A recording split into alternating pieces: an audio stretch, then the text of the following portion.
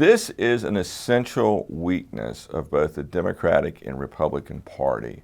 It also is in line with all of these affirmative action programs that top universities use in the United States to admit students.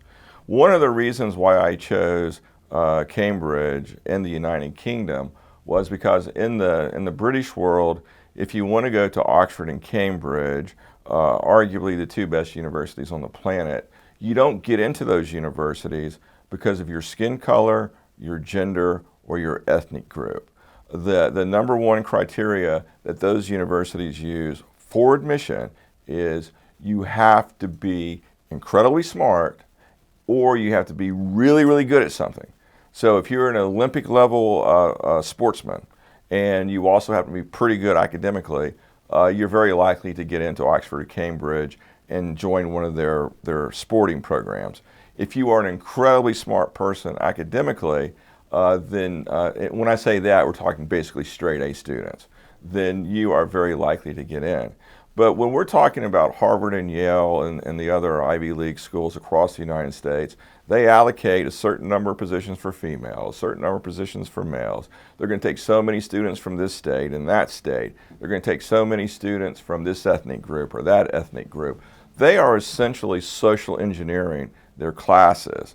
And the result of that, overall, when you look at the products that are being produced on an educational level, we see that the best research and the best advancements in sort of the world of knowledge are coming from Cambridge. They're not coming from MIT, they're not coming from Harvard, they're not coming from Yale. So America's taken a wrong turn. And then when we talk about the world of politics, what we are seeing is we are seeing group politics across the United States. This started with the Irish in the 1850s. When a huge number of Irish immigrants came to the United States from Ireland, they essentially had zero money. But what they did have was a group.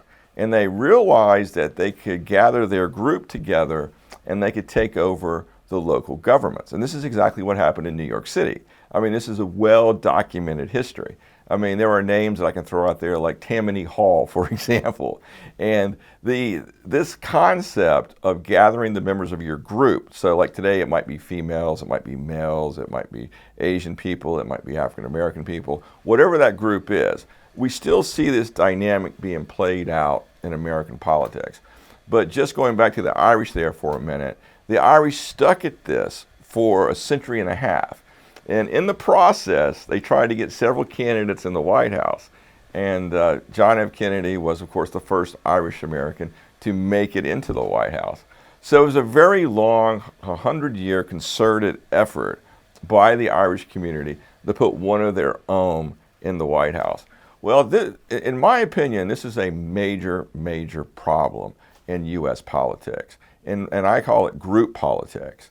And the government is for everybody. The government has to make decisions that essentially boil down to benefiting the most people possible with the programs that one puts in place.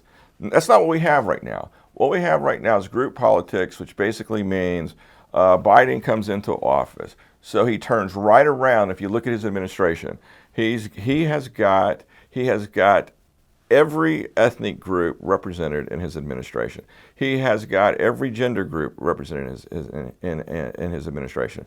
He has got every sexual preference group in his administration. He has bent over backwards to represent all of the people on the left side of the Democratic Party into his administration.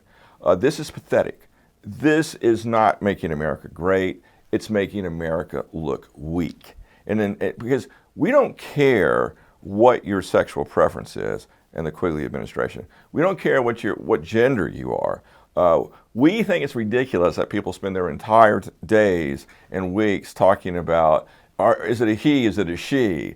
You know, this is nonsense discussion, total nonsense. We have real problems that we need to solve, and we do that by bringing the best people into the senior levels of government, and that's what the Quigley administration is going to do. Now let's drill down a little bit deeper. When we're out on the campaign trail, we are actively looking for entrepreneurs. We're looking for successful entrepreneurs. The 24 cabinet positions, minus the Department of Defense, the 24 cabinet positions are going to be held by successful entrepreneurs. None of them will be politicians. We're taking no one from the political class in Washington, D.C. to join our administration. So when I say successful entrepreneur, they're going to range from the really successful mom and pop store on the corner to entrepreneurs like Bill Gates or Elon Musk or any of the other iconic names that have taken a company they started in their garage and they built it up to a multinational size type of company, and then everyone in between. We are looking for entrepreneurs. A lot of people say engineers are good examples of that because they're solving problems from the time they wake up till the time they go to bed. That's all true. Engineers that are also business owners, they're going to qualify. So that group of people is where we are going to find the 4,000 senior executive level personnel that every president must appoint to the federal government in Washington, D.C. And just to reiterate, there will be no politicians in that group in the Quigley administration. And we are not going to fill that group by filling racial quotas, gender quotas. We're not conducting affirmative action. We don't care about what you do in your bedroom. In fact, we don't want to know what you do in your bedroom. We're definitely not sharing with you what we do in our bedrooms, and we definitely don't want to know what you're doing in your bedroom. None of that stuff is public knowledge. Okay, that distracts from the business of government. So the Quigley administration is going to take a very, very different tact on this issue.